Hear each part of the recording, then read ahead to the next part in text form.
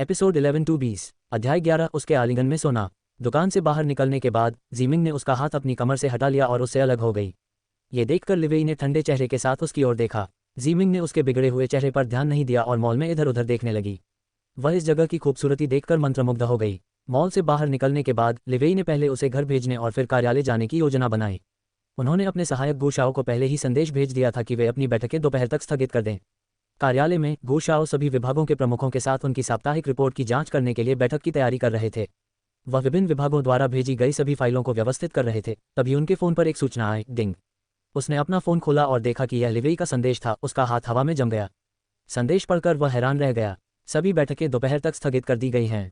संदेश में यही कहा गया था और कुछ नहीं। गु शाओ ने संदेश को देखा और सोचा, आखिर इस आदमी को ऑफिस में देर से आने की क्या जरूरत थी। वह अनजाने में बुदबुदाया। लिवेई एक काम में डूबा रहने वाला आदमी था जो कभी ऑफिस देर से नहीं आता था और हमेशा देर से ही ऑफिस से निकलता था। उसे देर तक काम करने की आदत थी और उसकी वजह से गु शाओ समय पर घर नहीं जा पाता था। वह अपने बॉस को अकेले काम करते हुए कैसे छोड़ सकता है। मैं बहुत खुश हूं कि आखिरकार मैं बाहर जा सकता हूं और एक कप कॉफी का आनंद ले सकता हूं। ये पहली बार है जब ये राक्षस देर से आ रहा है। अब मैं थोड़ा आराम कर सकता हूं। वह अपनी सीट से उठकर उसके लिए कॉफी खरीदने चला गया। अल्पविराम कार में जीमिंग पहले की तरह खिड़की के पास बैठकर बाहर की ओर देख रही थी। लिवेई अपने टैबलेट पर गु शाओ द्वारा भेजी गई फाइलें पढ़ रहा था। तभी सड़क पर ब्रेकर के कारण कार थोड़ी हिलने लगी। शशश। जीमिंग जो खिड़की से सिर झुकाकर सो रही थी, दर्द से कराह उठी। उसे ये भी नहीं पता कि वह कब सो गई। वह सुबह जल्दी उठ गई और उसका शरीर अभी भी कमजोर था और दवाओं के कारण उसे नींद आती रही। जब वह कार में बैठी तो एयर कंडीशनर ने उसे आराम दिया और वह बाहर की इमारतों को देखते हुए सो गई। लिवेई ने उसकी ओर देखा तो उसने देखा कि वह खिड़की पर सिर टिकाकर सो रही है। इससे पहले जब सड़क पर ब्रेकर के कारण कार हिली तो उसका सिर खिड़की से जोर से टकराया। उसने उसका चेहरा देखा जो उसके काले बालों से ढका हुआ था और सूरज की किरणें उसकी आंखों को छेड़ रही थीं। अपने सामने ये दृश्य देखकर उसकी आंखें कोमल हो गईं। उसने आह भरते हुए अपना हाथ बढ़ाया और सावधानी से उसका सिर पकड़कर अपने कंधे पर रख लिया। उसने ऐसा इसलिए किया क्योंकि वह नहीं चाहता था कि उसके सिर पर फिर से चोट लगे, क्योंकि उसे पहले से ही अपनी याददाश्त नहीं है। एक और चोट उसे पूरी तरह से बेवकूफ़ बना देगी। उसने ऐसा केवल विचार के कारण किया और कुछ नहीं। ये पूरी तरह से उनकी दयालु मंशा है। जब उसने जीमिंग का सिर अपने कंधे पर रखा तो उसे उसके कंधे पर आराम महसूस हुआ। नींद में ही उसने अपना हाथ बढ़ाकर उसकी बांह कसकर पकड़ ली। उसने उस लड़की की ओर देखा जो गहरी नींद में थी। वह पहले अपने निर्णय पर पछता रहा था और उसे दूर धकेलना चाहता था, लेकिन ऐसा करने का साहस नहीं जुटा पा रहा था। उसने जोर से आह भरी जब उसने अपना टैबलेट एक तरफ रख दिया और कार में उसका संतुलन बनाने के लिए अपना हाथ उसकी पीठ पर रख दिया। जीमिंग ने अपना सिर उसके कंधे पर रगड़ा और आरामदायक स्थिति पाने के लिए उसकी बाहों में सिमट गई। कपड़ों की परतों के बावजूद लिवेई महसूस कर सकता था कि वह उसके चेहरे को अपनी छाती से रगड़ रही थी, क्योंकि वह उसके ऊपर झुकी हुई थी। जब वह इस तरह चिपकी तो उसे असहज महसूस हुआ। उसे अपने शरीर में झुंझुनी महसूस हुई। घबराहट में वह घूंट भरता रहा और उसके होंठ सूख गए। उसने उसके चेहरे की ओर देखा और उसके पतले गुलाबी होंठ देखे जो नम और गुलाबी थे। अनजाने में ही उसने अपने होंठों को नम करने के लिए आपस में दबा लिया। जब उसने उन नम होंठों को देखा तो उसका गला सूख गया था। अचानक उसे याद आया कि वह जीमिंग के बारे में सोच रहा था। तभी उसे उसके असभ्य व्यवहार और अनुचित कार्यों की याद आई जो वह पीछे से करने की आदी थी। उनके बारे में सोचते हुए उसका चेहरा काला पड़ गया। फिर उसने अपनी नज़र बाहर की ओर घुमा ली ताकि उसकी ओर न देखे। जब वे जिन विला पहुंचे तो उन्होंने ड्राइवर को कुछ भी कहने से रोक दिया।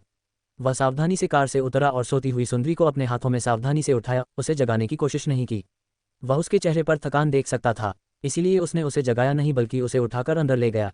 जब वह राजकुमारी शैली में जीमिंग को लेकर जिन विला में दाखिल हुआ तो लिविंग रूम में बैठे सभी नौकर उन्हें देखकर हैरान रह गए। वे अपने तनावपूर्ण रिश्ते से अच्छी तरह वाकिफ थे और लिवेई का उनके प्रति नर्म व्यवहार करना आश्चर्यजनक था। यूमेई ये देखकर खुश थी कि उनके बीच संबंध सुधर रहे थे, क्योंकि अतीत में लिवेई कभी भी जीमिंग के साथ कहीं नहीं गई थी। लिवेई सीधे पहली मंजिल पर गया और उसे उठाते हुए उसके कमरे का दरवाजा खोला। जब वह सो रही थी, लिवेई ने पहले ही उसका सिर अपने कंधे पर रख लिया था ताकि वह आराम कर सके, अन्यथा उसका सिर हवा में लटकने से संतुलन बनाए रखना मुश्किल हो जाता। जब वह कमरे में दाखिल हुआ तो उसने सावधानी से उसे बिस्तर पर लिटा दिया और उसके पैरों से एड़ियां निकाल दीं। उसने उसे लिटाकर कंबल से ढक दिया। उसने उसके शांत और शांतिपूर्ण सोते हुए चेहरे को देखा जो सोते समय चमक रहा था। वह सोते समय ज्यादा अच्छी लगती है। क्या इसलिए कि वह बोल नहीं रही होती? उसे एहसास हुआ कि जब वह बोल नहीं रही होती तो वह ज्यादा सुंदर लगती है। वह जाने के लिए मुड़ा और दफ्तर जाना चाहता था कि अचानक उसने उसका हाथ कसकर पकड़ लिया। उसने उन कोमल उंगलियों की ओर देखा जो उसका हाथ थामे हुए थीं। उसके हल्के लाल गालों और उसके बचकाने व्यवहार को देखकर वह मुस्कुराया। उसने सावधानी से उसका हाथ अपने हाथ से हटाया और उसके गालों को थोड़ा खींचा। उसने उन्हें जोर से नहीं खींचा क्योंकि वह शांति से सो रही थी। वह मुस्कुराया और कमरे से बाहर चला गया। जब वह नीचे गए तो उन्होंने बटलर को उसकी देखभाल करने और उसे समय पर दवाएं देने का निर्देश दिया।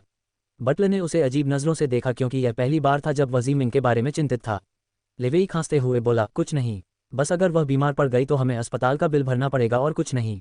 उसने बटलर के चेहरे पर अजीब सा भाव देखते हुए कहा। बटलर ने कुछ नहीं कहा और हल्के से मुस्कुराया। इसके बाद लिवी अपने कार्यालय चले गए और विला से बाहर चले गए। अध्याय 12 दर्दनाक यादें। कमरे में जब वह सो रही थी तो उसके माथे पर रेखाएं उभर आईं और वह सोते समय भौहें चढ़ा रही थी। उसके हाथ कांप रहे थे और उसके होंठ दुख और पीड़ा से कांप रहे थे। वह एक ऐसा सपना देख रही थी जिससे उसका पूरा शरीर दुख और दर्द से कांप रहा था। उसके सिर पर पसीने की बूंदें उभर आईं और गला सूख गया। अपने दुर्स्वप्न में वह महल के हॉल के बीच में फर्श पर पड़ी थी, रो रही थी और सिसक रही थी, इस बात से इनकार कर रही थी कि उसने ऐसा नहीं किया है। उसने कोई अनैतिक काम नहीं किया। उसने अपने चारों ओर उन लोगों को देखा जो उसे घृणा से देख रहे थे। बगल में खड़ी जियाओली ने झाओ मिंग को जमीन पर पड़ा देखकर धूर्तता से मुस्कुरा दी। किसी ने उसके हाव भाव नहीं देखे, लेकिन झाओ मिंग ने उसके हाव भाव देखे।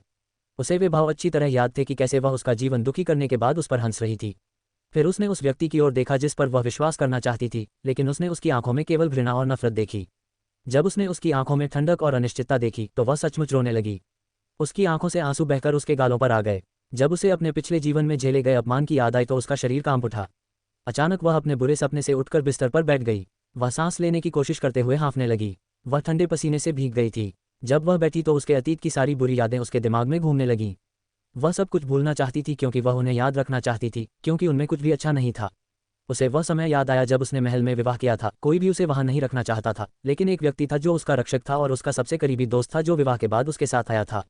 महल क्रूर और एकाकी था, लेकिन उसकी रक्षक आहलेंग हमेशा उसकी शिकायतें सुनती थी और उसे महल की क्रूरताओं से बचाने की कोशिश करती थी। वह उसके साथ अपनी छोटी बहन की तरह व्यवहार करता था। जब भी उसे लोगों की घृणा, नफरत और उनकी योजनाओं का सामना करना पड़ता तो वह हमेशा उसे सांत्वना देने और बचाने के लिए मौजूद रहता। महल में आराम का एकमात्र स्रोत वही था। यहाँ तक कि जिस आदमी के पीछे वह महल में आई थी वह भी उस पर ध्यान नहीं देता। अपनी शादी के बाद जीचेंग को युद्ध और अन्य देशों में जाना पड़ता है। शादी के बाद वह महल में अकेली रहती थी। लड़की के लिए यह सबसे मुश्किल समय था जब उसे अपने घर से दूर एक अनजान जगह पर रहना पड़ा। और महल बहुत सख्त था और लोगों को उसकी जीवनशैली अपनाने में कठिनाई होती थी, लेकिन उन्होंने वहां समायोजित होने के लिए कड़ी मेहनत की क्योंकि वह महारानी थी। यह उपाधि उसके लिए बहुत कष्टकारी थी, लेकिन चूंकि पुराने सम्राट ने उसे महारानी के रूप में सिंहासनारूढ़ किया था, इसलिए उसके पास उसकी इच्छाओं का पालन करने के अलावा कोई विकल्प नहीं था। बूढ़े सम्राट की मृत्यु के बाद लूशी के बाद महल में केवल आहलेंग ही उसकी एकमात्र मित्र थी जो उसकी दासी थी। वह हमेशा उसकी व्यथा और चिंता को सुनता है और किसी तरह वह उसके सहयोग से एक जगह रहने में कामयाब हो पाती है। उसके साथ उसका रिश्ता जैद की तरह शुद्ध है, लेकिन जियोली, जीचेंग की उपपत्नी और महारानी डोवगर की प्यारी बहू, उसे एक मिनट के लिए भी खुश नहीं देख सकती थी। उसने उसके खिलाफ साजिश रची और जीचेंग के मन में नकारात्मक विचार भरने शुरू कर दिए। उसने जीचेंग के सामने उसे एक बेईमान और एक वेश्या के रूप में चित्रित किया जो दूसरे पुरुषों के साथ अनैतिक संबंध रखती है। उसने उसके खिलाफ साजिश रची और जीचेंग को कुछ ऐसे दृश्य दिखाए जिससे उसे उस पर शक हो गया। इतना ही नहीं, उसने महारानी डोवगर को यह विश्वास भी दिलाया कि उसका गार्ड के साथ अनैतिक संबंध है। महल में महारानी का किसी अन्य पुरुष के साथ अनैतिक संबंध रखना एक अपराध है जिसके लिए मृत्युदंड, यानी केवल मृत्युदंड ही उचित है। यह घटना महल से बाहर नहीं गई क्योंकि इससे जीचेंग की छवि खराब हो जाती। वह इसलिए नहीं मारी गई क्योंकि जीचेंग ने आहलेंग पर विद्रोही होने का आरोप लगाकर उसे दंडित किया और मार डाला। उसे नहीं पता कि उसने ऐसा क्यों किया, लेकिन उसे पता है कि उसे उस पर यकीन नहीं था। अगर उसे उस पर यकीन होता तो वह ऐसा कभी नहीं करता। उस घटना के बाद उसने उससे कभी बात नहीं की, उसकी तरफ देखा तक नहीं। वो बस उससे बात करना चाहती थी और उसे सब कुछ समझाना चाहती थी, लेकिन उसने उसे कभी मौका ही नहीं दिया। उसे मृत्युदंड तो नहीं मिला, लेकिन उसे महारानी डोवगर, अन्य रखेलों और शियाओली द्वारा अपमान का सामना करना पड़ा, जो मृत्यु से भी अधिक यातनापूर्ण था। जियोली ने कभी भी उससे सीधे तौर पर सामना नहीं किया, बल्कि हमेशा उसकी पीठ पीछे चालें चलती रही। उसने सोचा कि जियोली एक मासूम और अच्छी लड़की थी, लेकिन बाद में उसे एहसास हुआ कि वह जैसी दिखती है वैसी नहीं है। उसका व्यक्तित्व अलग है जो वह कभी किसी को नहीं दिखाती। यह उसका वास्तविक व्यक्तित्व था जो स्वार्थी और लालची था। वह अपने लक्ष्य तक पहुंचने के लिए कुछ भी कर सकती है। उसे याद आया कि महारानी डोवगर ने उसे कितने अपमान और ताने दिए थे और उसके परिवार को बर्बाद कर दिया था, क्योंकि उसकी पारिवारिक पृष्ठभूमि जियाओली की तरह शाही और प्रभावशाली नहीं थी। वह तो बस उस सैनिक की बेटी थी जो अपनी औषधीय क्षमता के लिए मशहूर था। पुराने सम्राट के साथ उसके घनिष्ठ संबंधों के कारण उसे जीचेंग के सिंहासन पर बिठाया गया था। जब उसने उसे पहली बार देखा तो वह उससे प्यार करने लगी। जब उसने पहली बार उसका खूबसूरत चेहरा देखा तो उसका दिल धड़क उठा। जब उसकी शादी होने वाली थी तो उसने तय कर लिया था कि वह इस शादी में अपना सब कुछ झोंक देगी, और उसने ऐसा ही किया, लेकिन बदले में उसे सिर्फ अपमान, दर्द और मौत मिलती है। अल्पविराम। जब उसे अपनी दर्दनाक यादें याद आई तो वह अनजाने में ही रोने लगी और उसकी आंखों से आंसू बहने लगे। अगर कोई महिला दूसरी महिलाओं से शादी करती है और कई महिलाओं को घर लाती है तो ये सामान्य बात है, लेकिन अगर महिलाएं किसी पुरुष से बात करती हैं तो उनका अहंकार बीच में आ जाता है। अगर वे चाहते हैं कि एक महिला जीवन भर एक ही पुरुष के प्रति वफादार रहे, तो क्या पुरुष के लिए भी यही बात नहीं होनी चाहिए? वह इस सवाल के बारे में सोच रही थी। उसकी आंखें नम थीं और आंसू बह रहे थे। तुम क्यों रो रही हो? क्या तुम में आत्मसम्मान नहीं है? उसने बुदबुदाते हुए अपना चेहरा छुआ और अपनी उंगलियों पर गीले आंसू देखे। रचनाकारों के विचार। कामलिन। कोई भी महिला अपने पति को अन्य महिलाओं के साथ साझा करना पसंद नहीं करती, चाहे वह प्राचीन काल हो या आधुनिक। हे दोस्तों, मुझे पता है कि यह अध्याय थोड़ा भारी था, लेकिन मैं वादा करता हूं कि अगले अध्याय में मैं आपको कुछ हल्के फुल्के पल जरूर दूंगा। तब तक वोट करें और रेटिंग दें। प्रोत्साहित करना। अध्याय 13। क्या तुम मुझसे इतनी नफरत करते हो? जीमिंग इतनी थकी हुई थी कि हिल भी नहीं पा रही थी, इसलिए वह बिस्तर पर लेट गई और फिर से नींद में चली गई। वह नहीं जानती कि ये दवा के कारण था या कुछ और, लेकिन उसे उठने का मन नहीं हुआ। वह दोपहर का खाना छोड़कर पूरी दोपहर सोती रही। शाम को यूमेई उसे खाने के लिए बुलाने आई, लेकिन उसने अनसुना करने का नाटक किया और पूरी रात सोती रही। उसका दिल खाली था, उसे कुछ भी खाने या किसी का सामना करने का मन नहीं कर रहा था। उसकी सारी दर्दनाक यादें उसके दिमाग में घूम रही थीं। पूरी दोपहर इसी तरह बीती।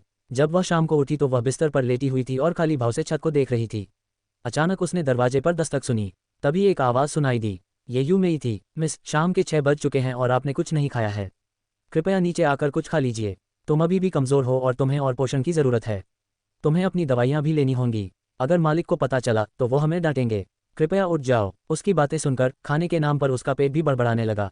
उसे भूख लगी थी क्योंकि उसे याद आया कि उसने सुबह से कुछ नहीं खाया था।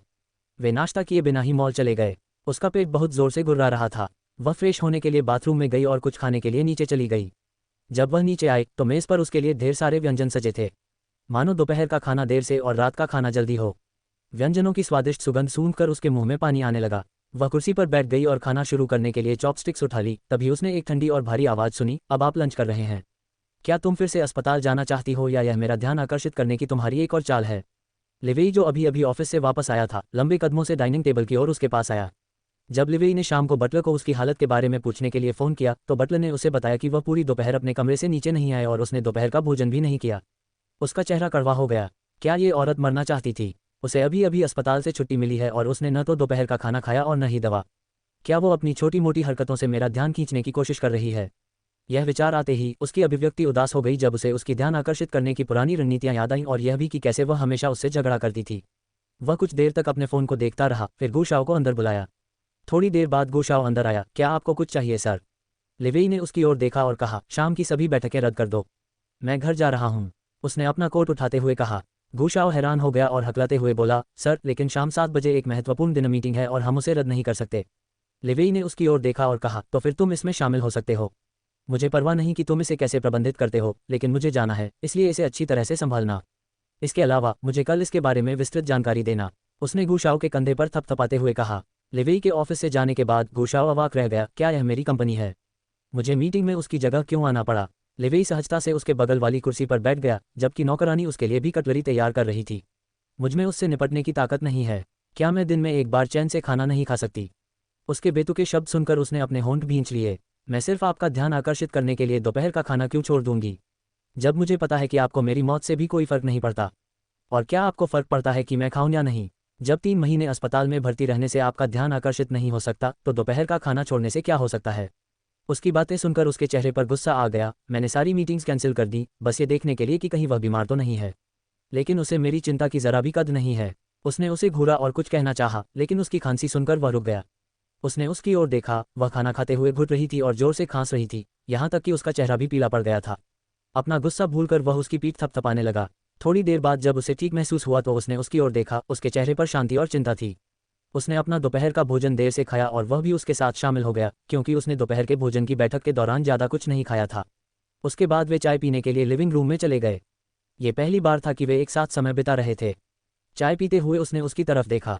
वह सीधी बैठी थी, एक हाथ गोद में रखे और दूसरे हाथ में चाय का कप पकड़े, इतनी शान से चाय पी रही थी कि नौकर भी उसे ऐसे देखकर हैरान रह गए। ऐसी शान शौकत उसमें कभी नहीं थी, ऐसी आभा जिसकी जिन परिवार की मालकिन को ज़रूरत थी। जीमिंग गहरी सोच में थी जब उसने आखिरकार कहा, लिवेई। वह चाय की चुस्की लेते हुए गुनगुनाया, क्या तुम मुझसे इतनी नफरत करते हो कि अगर मैं मर भी जाती तो तुम्हें कोई परवाह नहीं होती? उसने उसकी ओर देखते हुए पूछा। उसकी बातें सुनकर वह स्तब्ध रह गया।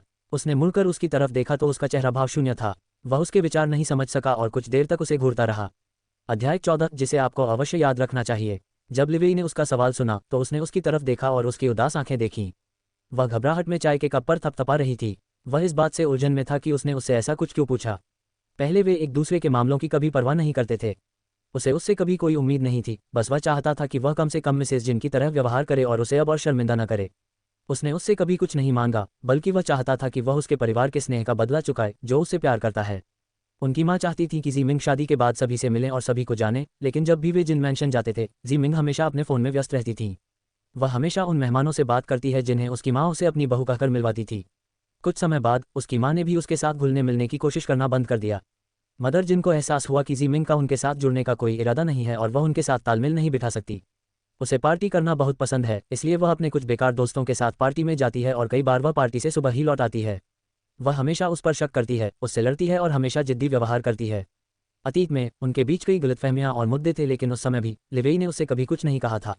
लेकिन जब उसकी हद पार हो गई तो उसने उससे तलाक मांगा, लेकिन उसने धमकी दी कि अगर उसने तलाक देने की कोशिश की तो वह उसे जान से मार देगी। अगर उसने उसे तलाक दे दिया तो मिसेस जिन के रूप में उसकी हैसियत और व्यवहार खत्म हो जाएगा। इसलिए जब उसने पूल में कूदकर आत्महत्या करने की कोशिश की तो वह पागल हो गया। जब लिवेई ने उसका प्रश्न सुना तो वह कुछ देर तक चुप रहा। थोड़ी देर बाद उसने उत्तर दिया, झीमिंग, मैं कोई बुरा व्यक्ति नहीं हूँ, मुझे इसकी परवाह नहीं होगी कि तुम मरी हो या नहीं। आखिरकार तुम मेरी पत्नी हो। हालांकि हमारा रिश्ता सामंजस्यपूर्ण नहीं था, फिर भी मैंने तुम्हारे साथ कभी बुरा व्यवहार नहीं किया। क्या मैंने किया? मैंने अपने दादाजी की वजह से तुमसे शादी की और यह मेरी समस्या थी कि मैं खुद को तुमसे प्यार नहीं कर पाती। इसलिए मैंने तुमसे दूरी बनाने की भी कोशिश की, क्योंकि मैं नहीं चाहती कि तुम्हारी उम्मीदें ज़्यादा बढ़ जाएं। लेकिन तुम हमेशा मुझे परेशान करने के लिए कई ऐसी चीज़ें करते हो जो मुझे पसंद नहीं हैं, और हमारा रिश्ता बिगड़ गया। लेकिन मैंने कभी तुमसे नफरत नहीं की, और मैं कभी अस्पताल में तुमसे मिलने नहीं गया, क्योंकि मुझे पता है कि मैं कुछ नहीं कर सकता, और यही वह चीज़ थी जिससे मुझे सबसे ज़्यादा नफरत थी। मैं तुम्हारे पति के रूप में तुम्हारी रक्षा करने में असफल रहा। तुम मेरी वजह से लगभग मर ही गई थी, मिंग, इसीलिए मैं तुम्हें तलाक देना चाहता था ताकि तुम मुझसे नफरत करो और अपना जीवन जियो, न कि किसी ऐसे व्यक्ति के पीछे अपना जीवन बर्बाद करो जो तुम्हें प्यार नहीं करता। मैंने तुमसे कभी नफरत नहीं की, ये तुम्हें याद रखना चाहिए। जब उसने उसकी बात सुनी तो उसे कुछ हद तक असहायता महसूस हुई और ज़ीमिंग और अपने अतीत के प्रति दया आई। वे दोनों एक प्रेमहीन विवाह में शामिल थे। वह उस अकेलेपन को महसूस कर सकती थी जो इस तरह के रिश्ते में सहना पड़ता है। उसने अपनी आंखें बंद कर लीं और उसकी आंखों से आंसू बहने लगे जब उसे याद आया कि उसे अपने जीवन में क्या क्या झेलना पड़ा था, सिर्फ इसलिए क्योंकि उसने एक आदमी से पागलपन की हद तक प्यार किया था। वह जीमिंग की तरह हठी और जिद्दी नहीं थी, लेकिन उसे इतना संघर्ष क्यों करना पड़ा? अब वो मर चुकी है और उसे नहीं पता कि कोई उसकी परवाह भी करता है या नहीं। उसे ये भी नहीं पता कि उसे ठीक से दफनाया भी गया है या गांव से बाहर निकाल दिया गया है, क्योंकि अगर यह जियाउली के हाथों में है तो वह बाद वाले को पसंद करेगी। जब लिवेई ने उसके आंसू देखे तो उसका दिल उसके लिए दुखित हो उठा। जब उसने उसे चुपचाप रोते देखा तो उसके दिल में एक अजीब सी सनसनी सी महसूस हुई। वह उसकी आंखों में दर्द और दुख देख सकता था, लेकिन उसने कभी नहीं सोचा था कि इन सब का उस पर इतना गहरा असर होगा। उसने सोचा था कि उसे इस बात से कोई फर्क नहीं पड़ता कि वह क्या करता है या नहीं। लेकिन जब उसने उसकी आंखों में उदासी देखी तो उसे एहसास हुआ कि वह उसके बारे में गलत सोच रहा था। वह कुछ कहना चाहता था, लेकिन इससे पहले कि वह कुछ बोल पाता, उसने बीच में ही टोकते हुए कहा, यदि मैंने पहले आपको परेशान किया हो तो मुझे खेद है। चूंकि मुझे अब कुछ भी याद नहीं है, इसलिए मैं केवल अपने पिछले असभ्य कार्यों के लिए क्षमा मांग सकती हूँ। लिवेई, मैं अतीत को नहीं बदल सकता, लेकिन मैं तुमसे वादा कर सकता हूँ कि मैं तुम्हें अब और परेशान नहीं करूंगा, और इन 6 महीनों में मैं ऐसा कुछ भी नहीं करूंगा जिससे तुम्हें शर्मिंदा होना पड़े। मैंने यू मई से सुना है कि मैंने पहले भी आपको शर्मिंदा किया है और आपके परिवार का अनादर किया है। मुझे इसके लिए सचमुच खेद है। मैं आपसे कुछ नहीं कह सकती क्योंकि ऐसा लगता है कि यह मेरी ही गलती थी कि हमारा रिश्ता इस मुकाम तक पहुंच गया। उसने कांपती आवाज़ में कहा, मुझे कुछ भी याद नहीं है, लेकिन मैं बस इतना कह सकता हूँ कि जैसा कि हमने वादा किया था, मैं 6 महीने बाद चुपचाप चला जाऊंगा। मैं अभी जा सकता था, लेकिन इस समय मेरे पास जाने के लिए कोई जगह नहीं है। मुझे कुछ भी याद नहीं है और मैं कुछ भी नहीं जानता, इसलिए मुझे इस अवधि में आपको परेशान करना होगा। लेकिन मैं ये सुनिश्चित करूंगा कि इस अवधि में मैं आपको परेशान न करूं। यह मैं आपसे वादा करता हूं। उन्होंने लिविंग रूम के कोने में खड़ी यूमेई को भी यह सब बताने के लिए घूरा। लिवेई को घूरते हुए देखकर यूमेई जल्दी से छिपने के लिए अंदर चली गई। जब उसने उसकी बात सुनी तो उसे एहसास हुआ कि वह अपने पिछले असभ्य और अहंकारी व्यवहार के लिए बुरा महसूस कर रही थी। वह उसके चेहरे पर कुछ भी याद न रख पाने और अपने बारे में ऐसी बातें सुनने की लाचारी देख सकता था जिससे वह दोषी महसूस कर रही थी। याददाश्त खोने के बाद वह उसे एक अलग नजरिए से देखने लगा और अब वह उसे पहले जितना परेशान नहीं करती। उसका दुबला पतला चेहरा जो आंसुओं से भीगा हुआ था देखकर उसका दिल पसीज गया। अचानक जब उसने उसके आंसू देखे तो उसकी भावनाएं उसकी इंद्रियों पर हावी हो गईं। वह सोफे से उठकर उसकी ओर चला गया। जब वह अचानक उसके पास आया तो वह चौंक गई। उसने उसकी ओर देखा और जब उनकी नज़रें मिली तो उसके अंदर भावनाओं का एक तीव्र उभार महसूस हुआ। उसने उसकी आंखों में देखा और उसकी आंखें कोमल हो गईं। वह नीचे झुका और अपना हाथ सोफे के हैंडल पर रख दिया, दूसरे हाथ से उसका चेहरा थामकर उसके होंठों पर चुंबन किया। जब उसके पतले होंठ उसके मुलायम और मोटे होंठों से मिले तो वह अपना नियंत्रण खो बैठा। उसके लिए उसके गुलाबी मुलायम और कोमल होंठ मीठे लग रहे थे। ज़ीमिंग चौंक गई जब उसने अचानक उसे चुमा। उसकी आंखें चौंक कर खुल गईं और वह उसे अचंभित होकर देखने लगी। वह हंस पड़ा जब उसने देखा कि वह दोनों आंखें खोलकर उसे देख रही है। जब वह हंसा तो उसकी मूर्छा दूर हुई और उसे एहसास हुआ कि यह ठीक नहीं है। उसने उसे दूर धकेलने की कोशिश की लेकिन उसका छोटा शरीर उसे दूर नहीं कर सका। उसने उसे छाती पर मारा लेकिन लिवेई ने उसके हाथों को नीचे दबा दिया जिसने पहले हैंडरेस्ट को पकड़ रखा था। जो चुंबन कोमल शुरू हुआ था वह उसके संघर्ष के कारण भावुक हो गया। वह उन मुलायम और मोटे होंठों से अलग नहीं हो सकता था। जीमिंग, जिसे लापरवाही से चूमा जा रहा था, उसके शरीर के नीचे पिघल गई और उसे लगा कि उसकी ऊर्जा उसके शरीर से निकल गई है। जब उसने उसे चूमा तो उसका मन व्याकुल हो गया। उसे समझ नहीं आ रहा था कि इस चुंबन से उसे क्या महसूस होगा। क्या उसे खुश या दुखी होना चाहिए? वह जीमिंग नहीं थी और इस अजीब दुनिया में आए और अचानक किसी ऐसे व्यक्ति की पत्नी बन गई जिसे वह जानती भी नहीं थी। क्या ये सही है कि इसे ऐसे ही स्वीकार कर लिया जाए और इसे अपने नए जीवन की शुरुआत मान लिया जाए? लेकिन जीमिंग का क्या? अगर वो अपनी दुनिया में वापस चली गई तो क्या होगा? उसके मन में कई सवाल चल रहे थे। उसे समझ नहीं आ रहा कि इस चुंबन से उसे क्या महसूस होगा। जी चेंग के अलावा वो कभी किसी और मर्द के करीब नहीं आए, और उनके अंगरक्षक आलिंग, जिनके साथ वह सिर्फ दोस्त थी, पर उनके साथ अनैतिक संबंध रखने का आरोप लगाया गया। वह अभी भी उस घटना से सदमे में थी और इस बात को लेकर चिंतित थी कि जब लिवी को पता चलेगा कि वह जीमिंग नहीं है तो वह उसके बारे में क्या सोचेगा। क्या यह उससे झूठ बोलने जैसा नहीं है? आखिरकार वह जीमिंग उसकी पत्नी नहीं थी, वह झाओमिंग थी जो मर चुकी थी और जीमिंग के शरीर में स्थानांतरित हो गई थी। जब कुछ देर बाद लिवेई ने उसे सांस लेने का समय देने के लिए चुंबन तोड़ा तो दोनों जोर जोर से हौंफ रहे थे। जब उसने उसकी ओर देखा तो उसके गाल लाल हो गए थे और चेहरे पर घबराहट का भाव था। वह ये नहीं बता सका कि वह खुश थी या परेशान, लेकिन वह देख सकता था कि वह चौंक गई थी। लिवेई ने उसकी ओर कोमलता से देखा। थोड़ी देर बाद जब उसे होश आया तो वह सोफे से उठी और बिना पीछे देखे ऊपर की ओर भाग गई। लिवेई को यह देखकर आश्चर्य हुआ कि वह एक डरी हुई खरगोश की तरह भाग रही है। जब उसने अचंभित होकर अपने होठों को छुआ तो वह हल्के से हंस पड़ा। कोई व्यक्ति अपनी यादें भूल जाने के बाद पूरी तरह कैसे बदल सकता है? उसे लगा कि वह नाटक नहीं कर रही थी। क्या वह हमेशा से ऐसी ही थी? वह विश्वास नहीं कर पा रहा था कि उसका असली व्यक्तित्व क्या था। लेकिन उन्हें जीमिंग का ये संस्करण पसंद आया। अध्याय 15 जागो मिंग। जब मिंग अपने कमरे में गई तो उसने दरवाजा बंद कर लिया और जो कुछ हुआ उसके बारे में सोचने लगी। उसने अनजाने में अपने होठों को छुआ और लिवेई द्वारा उसे चूमने का दृश्य उसके सामने आ गया। वह अचंभित होकर कहीं नहीं देखती रही। उत्साहित होने से अधिक वह अजीब महसूस कर रही थी क्योंकि वह नहीं जानती थी कि क्या महसूस करे। वह कुछ दिन पहले किसी अन्य व्यक्ति की पत्नी थी और अचानक एक अलग दुनिया में आ गई और लिवेई की पत्नी बन गई। ये कहना गलत होगा कि उसे इस दुनिया में आने से नफरत थी, बल्कि उसे लगा कि इस दुनिया में आकर वह ज्यादा सुकून और खुशी महसूस कर रही है। ये पहली बार था जब उसने ऐसा कुछ अनुभव किया था। अपने पिछले जीवन में यद्यपि उसने जी चेंग के साथ विवाह संपन्न किया था, तथापि उसके साथ उसकी पहली या आखिरी रात प्रेम के कारण नहीं थी, बल्कि उसे वासना कहा जा सकता है। जब वह उनके विवाह कक्ष में आया तो उसकी आंखें लाल थीं और जब उसने उसे धुंधली आंखों से देखा तो वह अपना सारा होश खो बैठा। उस रात उसे इतनी यातनाएं दी गईं कि उसकी मौत हो गई। लेकिन उसने सोचा कि पति पत्नी के बीच ऐसा ही होता है। वह पति पत्नी के बीच के कोमल और प्रेमपूर्ण रिश्ते से अनभिज्ञ थी। उसने इस बात की शिकायत नहीं की कि उस रात के बाद वह कितनी थक गई थी। लेकिन उसका दिल तब दुखा जब उस रात के बाद वह कभी उससे मिलने नहीं आया। वह हमेशा युद्ध में लगा रहता था या किसी दूसरे देश में चला जाता था। उन्हें कभी साथ समय बिताने का समय नहीं मिलता था और न ही उसे उसकी आंखों में वह कोमलता दिखाई देती थी जिसकी उसे तलाश थी। लेकिन लिवेई के साथ उसका चुंबन कोमल और प्रेमपूर्ण था। जब उसके होंठ उसके होंठों से छुए तो वह उस अनुभूति से कांप उठी। जब उसने उसे चूमा तो वो एहसास उसके लिए अजनबी था। उसे जिंदगी में ऐसा प्यार कभी नहीं मिला था, इसलिए वो डरी हुई थी और उसे स्वीकार करने से हिचकिचा रही थी। क्या वो इस तरह प्यार पाने की हकदार भी है? वो जीमिंग नहीं है, लेकिन क्या उसका खुश रहना ठीक है? उसे इस बात का कोई अंदाजा नहीं था कि इस समय उसे क्या महसूस करना चाहिए। उसने लिवेई के साथ हुई बातचीत के बारे में सोचा। वह समझ नहीं पा रही थी कि उनके रिश्ते में क्या गड़बड़ हुई जो उन्हें तलाक लेने या आत्महत्या करने पर मजबूर होना पड़ा। क्या यह उसकी गलती थी कि उनकी शादी इस तरह बिगड़ गई, या जीमिंग की? जब वह समझ नहीं पाई कि उनके बीच क्या हुआ तो उसने आह भरी। अपने दादा के कारण उसे जीमिंग से शादी करनी पड़ी। हालांकि उसने कभी उससे प्यार नहीं किया, कम से कम उसने कभी उसका अपमान नहीं किया और न ही जीमिंग को अपने ससुराल वालों से किसी भी शिकायत का सामना करना पड़ा जैसा कि उसके अतीत में हुआ करता था। झाओमिंग की जिंदगी बर्बाद होने की असली वजह महारानी डोवगर और शियाओली थीं। अगर वे उसकी जिंदगी में न होते तो शायद वे दोनों साथ में खुशी खुशी रह रहे होते। उसे लगा कि जीमिंग और लिवेई दोनों ही अपनी टूटी हुई शादी के लिए बराबर के दोषी हैं। अगर उन्होंने कोशिश की होती तो वे अपनी शादी को सफल बना सकते थे। लेकिन ऐसा क्या हुआ कि जीमिंग ने अपनी जान ले ली? क्या ये वाकई आत्महत्या थी? उसके बारे में सुनकर ऐसा नहीं लगता कि वह ऐसी लड़की थी जो किसी के लिए अपनी जान दे देगी। जीमिंग की यादों के बिना वह समझ नहीं सकती कि क्या हुआ था, या फिर क्या वजह है कि वह सिर्फ अपने शरीर में ही आए। क्या इन दोनों में कोई संबंध है? लेकिन दो अलग अलग दुनिया के लोगों के बीच क्या संबंध हो सकता है? इन सब बातों के बारे में सोचकर वह थक गई। थोड़ी देर बाद वह आईने की ओर चली गई। अपने प्रतिबिंब को देखते हुए उसने कहा, मुझे नहीं पता कि तुम कहाँ हो, लेकिन मुझे आशा है कि तुम शांति में होगे। मुझे नहीं पता कि मैं इस दुनिया में क्यों आई और मुझे तुम्हारी जगह क्यों लेनी पड़ी। मेरा मानना है कि ऐसी कई बातें हैं जो वे आपके बारे में नहीं जानते। मुझे एहसास हुआ कि उनके मन में आपके बारे में बहुत बुरा नजरिया था, लेकिन मुझे नहीं पता कि मुझे ऐसा क्यों लगता है कि आप वैसे नहीं थे जैसा आप होने का दिखावा करते थे। मुझे पता है कि हम जो देखते और सुनते हैं वह हमेशा सच नहीं होता। कभी कभी कहानी में कुछ और भी होता है जो कोई नहीं जानता। तुम्हारी भी कोई कहानी होगी जो कोई नहीं जानता। झाओमिंग ने आईने में देखा और अपना प्रतिबिंब देखते हुए बोली। उसके लिए यह ऐसा था जैसे वह असली जीमिंग से बात कर रही थी, क्योंकि दर्पण के सामने होने से उसे असहजता महसूस हो रही थी, क्योंकि दर्पण उसके अपने प्रतिबिंब से अलग था।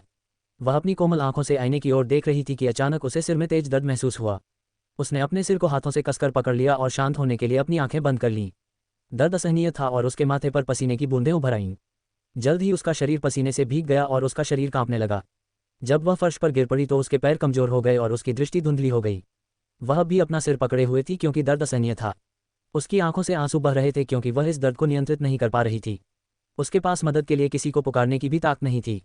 वह लगातार रो रही थी और जोर जोर से सांस ले रही थी क्योंकि उसे सांस लेना मुश्किल हो रहा था। थोड़ी देर बाद उसकी दृष्टि धुंधली हो गई और पलकें भारी हो गईं और उसने जल्द ही अपनी आंखें बंद कर लीं। वह बेहोश हो गई क्योंकि उसकी सारी ऊर्जा खत्म हो गई थी और उसके सिर में तेज दर्द हो रहा था। कुछ समय बाद यूमेई ने दरवाजा खटखटाया जो जीमिंग की दवाइयों के साथ आई थी। वह बार बार दरवाजा खटखटाती रही और अपना नाम भी पुकारती रही, लेकिन किसी ने कोई जवाब नहीं दिया। लिवेई जो जीमिंग के विपरीत कमरे में था, उसने यूमेई की आवाज़ सुनी। वह दरवाज़ा खोलकर बाहर आया। क्या हुआ? तुम इतना क्यों चिल्ला रही हो? उसने उससे पूछा क्योंकि वह उसके चिल्लाने से परेशान था। यूमेई ने चिंता से उनकी ओर देखा और कहा, मास्टर, मैं ये दवाइयाँ मिस को देने आई थी, लेकिन वह दरवाज़ा नहीं खोल रही हैं। मुझे चिंता है कि कहीं कुछ। यूमेई अपनी बात पूरी भी नहीं कर पाई थी कि लिवेई के चेहरे पर उदासी छा गई। वह आगे बढ़ा और जोर से दरवाज़ा बंद कर दिया और दरवाज़ा एक पल में खुल गया। दरवाज़ा कसकर बंद था लेकिन ताला नहीं लगा था। यूमेई इसे खोलने की कोशिश कर रही थी लेकिन ये जाम हो गया था और लिवेई के बल से ये तुरंत खुल गया। लिवेई अंदर गया और जीमिंग को फर्श पर बेहोश पड़ा देखकर हैरान रह गया। उसका चेहरा बालों से ढका हुआ था और पूरा शरीर पसीने से भीगा हुआ था। मिस, यूमेई चिल्लाई जब उसने जीमिंग को इस हालत में देखा। लिवेई जल्दी से उसके पास गया और उसके चेहरे से बाल हटा दिए। जब उसने उसका पीला थका हुआ चेहरा देखा तो वह घबरा गया। उसने उसके चेहरे पर थपथपाया और पाया कि उसका पूरा शरीर ठंडा था। डॉक्टर को बुलाओ, अभी। उसने यूमेई पर चिल्लाते हुए उसे अपनी बाहों में उठाया और उसके बिस्तर तक ले गया। उसने सावधानीपूर्वक उसे बिस्तर पर लिटाया और कंबल से ढक दिया। उसने उसके चेहरे पर थपथपाकर और उसके बर्फ जैसे ठंडे हाथों को रगड़कर उसे जगाने की कोशिश की, लेकिन कोई फायदा नहीं हुआ। उसने उसके हाथों को गर्म करने के लिए उन्हें रगड़ा। उठो मिंग, उसने उसके राख जैसे चेहरे को देखते हुए धीरे से फुसफुसाया। अध्याय 16। वास्तव में उसके साथ क्या हुआ? डॉक्टर का इंतजार करते हुए वह उसके हाथ मल रहा था। जब डॉक्टर आए तो वह खड़ा हो गया और डॉक्टर के लिए रास्ता बनाते हुए उसने उसकी हालत के बारे में बताया। जब हमने 1 घंटे पहले बात की थी तब वह ठीक थी, लेकिन बाद में हमने उसे ज़मीन पर गिरा हुआ पाया। वह पसीने से लथपथ थी और उसका शरीर ठंडा था। कृपया जांच करें कि उसे क्या हुआ। वह भी अभी कोमा से उठी थी और यहाँ वह बेहोश हो गई, उसने घबराहट में बड़बड़ाया। डॉक्टर उसे घबराया हुआ देखकर दंग रह गए। फिर खुद को संभालते हुए उन्होंने कहा, चिंता मत कीजिए मिस्टर जिन, हम मिसेज जिन की जांच करेंगे। आपको घबराने की जरूरत नहीं है, शांत हो जाए। डॉक्टर ने उसे शांत करने की कोशिश करते हुए कहा। अगर वह उसे साइड में ही लेता रहा तो वह उसकी जांच कैसे कर सकेगा? उन्होंने जीमिंग की नब्ज जांची और अपनी टॉर्च से उसकी आंखों की जांच की। उन्होंने लिवेई की ओर देखा और पूछा, क्या उसने आज अपनी दवाएं लीं? जब वह लिवेई से बात कर रहा था, नस जीमिंग का रक्तचाप और तापमान जांच रही थी। जब लिवेई ने यह सुना तो वह यूमेई की ओर देखने लगा जो चिंतित होकर उसके पीछे खड़ी थी। डॉक्टर, दरअसल मिस ने सुबह से कुछ नहीं खाया है और उन्होंने शाम को पहली बार खाना खाया था। मैं उन्हें दवाइयाँ देने आई थी लेकिन उन्हें ज़मीन पर गिरा हुआ पाया। वह आगे आए और डॉक्टर को सारी बात बताई। उसने महसूस किया कि किसी ने उसे ठंडी निगाहों से देखा है। उसने पलट कर देखा तो लिवेई उसे मौत की नज़र से घूर रहा था। जब उसने लिवेई के खतरनाक हाव भाव देखे तो उसके हाथों के बाल डर से खड़े हो गए। उसने उसकी ओर देखा और चिल्लाया, तुम सब क्या कर रहे थे जब तुम उसे ठीक से खाना भी नहीं खिला सकते? क्या तुम सिर्फ गपशप करने के लिए पैसे ले रहे हो? वह उस पर चिल्लाया। उसकी आवाज़ सुनकर कोने में खड़ा हेड बटलर भी थोड़ा डर गया। मैडम का ध्यान न रखना उसकी भी गलती थी। डॉक्टर ने लिवेई की ओर देखा और कहा, मिस्टर जिन, मुझे लगता है कि श्रीमती जिन बेहोश हो गई क्योंकि उन्होंने पूरे दिन कुछ नहीं खाया था और अपनी दवाइयाँ नहीं ली थी, इससे उनका शरीर कमज़ोर हो गया था। उन्होंने लिवेई को स्पष्ट रूप से बताया, उसका शरीर पहले से ही कमज़ोर है और ऊपर से उसने खाना और दवाइयाँ भी नहीं लीं, इसीलिए वह बेहोश हो गई। कृपया उसे खुश रखने की कोशिश करें। तनाव के कारण उसका रक्तचाप बढ़ गया है। कृपया उसे गुस्सा या तनावग्रस्त न करें। डॉक्टर ने नर्स द्वारा लिखी गई उसकी तापमान और रक्तचाप रिपोर्ट की जांच करने के बाद कहा, अगर वह इतना तनाव लेती रही तो सबसे बुरी स्थिति में उसे ब्रेन हेमरेज हो सकता है। वह भी कोमा से जागी है, इसलिए उसे विशेष देखभाल की ज़रूरत है। लिवेई ने डॉक्टर की बातें ध्यान से सुनी और उस पीली लड़की को देखा जो आंखें बंद करके बिस्तर पर लेटी हुई थी। इसके बाद नर्स ने डॉक्टर के कहे अनुसार उसे इंजेक्शन लगाया।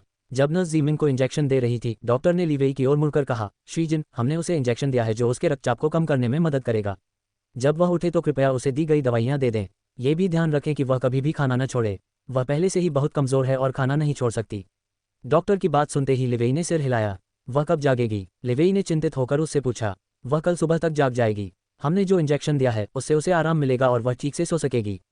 चिंता मत करो, अगर ऐसा कुछ दोबारा हुआ तो मुझे फ़ोन करना। डॉक्टर उसे निर्देश देकर चला गया। बटलर डॉक्टर को बाहर ले गया। जब डॉक्टर चले गए तो लिवेई ने आह भरी और जीमिंग के पास जाकर बिस्तर के किनारे पर बैठ गया। उसने उसके पीले सफ़ेद चेहरे को देखा। उसके नम होंठ, जिन्हें उसने कुछ देर पहले चूमा था, सूख कर फट गए थे। क्या वह हमारी बातचीत की वजह से तनाव में थी? या फिर उस चुंबन की वजह से जिससे वह हैरान और चौंकी थी। वह उलझन में था कि उसे तनाव किस बात से हुआ। नीचे तो वह ठीक लग रही थी, लेकिन अपने कमरे में वापस आने के बाद वह अचानक बेहोश हो गई। जब वह ऊपर आई तो उसके साथ क्या हुआ, वह उसके पीले चेहरे को देखते हुए सोच रहा था। उसने उसके माथे को छुआ और उसके सिर की रेखाओं को चिकना किया। उसे देखते देखते कब वह उसके बगल में सो गया, उसे पता ही नहीं चला। अध्याय 17 खुशी से जियो। सोते समय जीमिंग ने एक आवाज़ सुनी, झाओमिंग। जब उसने सपने में एक आवाज़ सुनी तो वह सोते हुए अवचेतन रूप से बुदबुदाई, हाँ।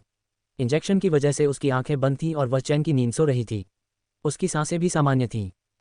झाओमिंग ने एक पारंपरिक चीनी पोशाक पहनी हुई थी जिसमें एक लंबा चोगा था और उसके बाल एक जूड़े में बंधे थे जिसे एक हेयरपिन से सजाया गया था। वह उस आवाज़ का अनुसरण करते हुए एक कमरे में प्रवेश कर गई जिसने उसे बुलाया था। कमरा बिल्कुल अंधेरा था और उसे कुछ भी दिखाई नहीं दे रहा था। उसने पुकारा, कौन है ये? कहाँ हो तुम? मुझे क्यों बुलाया? उसने अंधेरे कमरे में कुछ ढूंढते और देखने की कोशिश करते हुए पूछा। अचानक उसकी नज़र एक दर्पण पर पड़ी जिसके ऊपर से सफ़ेद रोशनी निकल रही थी। वह आईने के सामने जाकर खड़ी हो गई। वह आईने में अपना प्रतिबिंब देख सकती थी। वह खुद को आईने में पहचान सकती थी क्योंकि उसने वह गाउन पहना हुआ था जो उसने महारानी के रूप में ताज पहनाए जाने पर पहना था, और उसने वह हेयरपिन भी पहना हुआ था जो जीचेंग के दादा ने उसे दिया था। हेयरपिन न केवल एक आभूषण था बल्कि यह शासन में वर्तमान महारानी का प्रतिनिधित्व भी करता था। अचानक दर्पण में प्रतिबिंब बदल गया और उसमें अस्पताल का गाउन पहने एक लड़की दिखाई दी। झाओमिंग चौंक गया और हैरान रह गया क्योंकि दर्पण में उसका प्रतिबिंब जीमिंग के प्रतिबिंब में बदल गया था। लड़की का प्रतिबिंब उससे अलग था। लड़की पीली और थकी हुई लग रही थी। प्रतिबिंब में दिख रही लड़की जीमिंग थी जिसने उसे पहले भी बुलाया था। झाओमिंग ने जीमिंग की ओर देखा और कहा, तुमने मुझे क्यों बुलाया? जब उसने सावधानी से बात की तो उसकी आवाज़ कांप रही थी। प्रतिबिंब में जीमिंग ने झाओमिंग को देखा और हल्के से मुस्कुराया। झाओमिंग उसकी मुस्कान देखकर कांप उठा। मैंने तुम्हें इसलिए बुलाया क्योंकि मेरे पास कोई चारा नहीं था। मैं अपने शरीर में वापस नहीं जा सकती, लेकिन तुम मेरे शरीर में हो, इसलिए मैं आखिरी बार तुमसे मिलने आई हूँ। जीमिंग ने चेहरे पर कड़वी मुस्कान के साथ कहा। झाओमिंग ने गौर से उसकी ओर देखा। मुझे पता है कि तुम खुद को मेरे शरीर में देखकर घबरा गए होगे, लेकिन मैं भी ये देखकर उतनी ही घबरा गई थी कि मैं अपने शरीर में वापस नहीं जा सकती।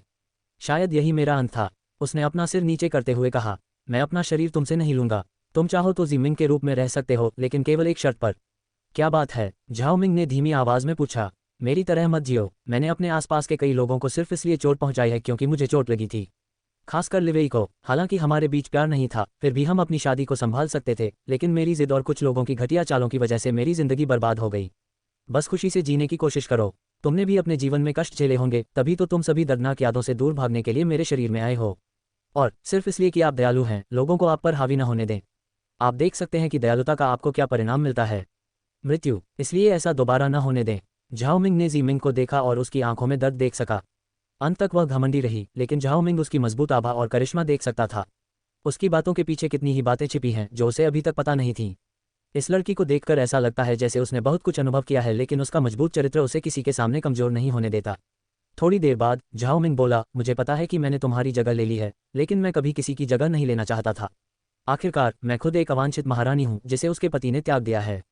पिछले जन्म में मेरी प्रतिष्ठा भी अच्छी नहीं थी, हालांकि मैंने कोई गलत काम नहीं किया था। लेकिन मैं आपकी बात समझ गया। मैं कमज़ोर नहीं रहूंगा और इस नए जीवन को खुशी और मजबूती से जीने की कोशिश करूंगा। मैं किसी को सिर्फ इसलिए अपने ऊपर हावी नहीं होने दूंगा क्योंकि मैं दयालु हूँ।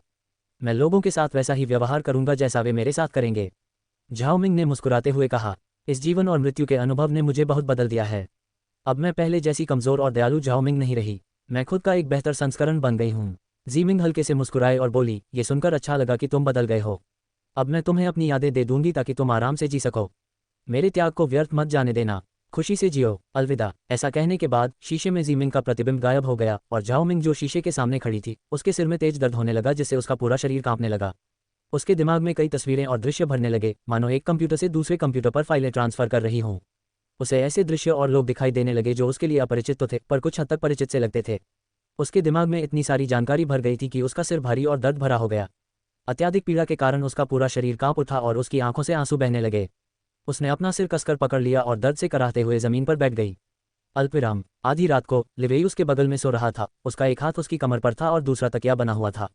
वह उसे पकड़े हुए सो रहा था। उसने कभी सोचा भी नहीं होगा कि इस जन्म में वह उसके साथ सोएगा, और वो भी अपनी सहमति से, और वो भी किसी नशे के प्रभाव में नहीं। सोते समय उसने उसे अपनी बाहों में कसकर पकड़ रखा था, लेकिन अचानक उसके संघर्ष और हलचल के कारण उसे जागना पड़ा। जब वह उठा तो उसने उसका पीला चेहरा देखा जो पसीने से लथपथ था, और वह दर्द से कांप रही थी और रो रही थी। उसकी आंखें बंद थीं, फिर भी रो रही थी, मानो उसे दर्द हो रहा हो, पर साथ ही वह सो भी रही थी। उसकी आंखों से आंसू बह रहे थे। उसकी यह हालत देखकर वह चौंक गया, उठकर बैठ गया और उसे जगाने की कोशिश की। उसने उसके चेहरे पर थपथपाया और उसका नाम पुकारा, शीमिंग। मिंग। दूसरी ओर जीमिंग दर्द में थी और उसका शरीर कांप रहा था। दर्द के कारण उसने हिलने की कोशिश की लेकिन उसे केवल अंधेरा ही दिखाई दे रहा था और कुछ भी नहीं। तभी अचानक उसने किसी को अपना नाम मिंग पुकारते सुना। उसने उस जानी पहचानी आवाज़ को ढूंढा और एक रोशनी देखी। वह उस प्रकाश स्रोत के पास गई।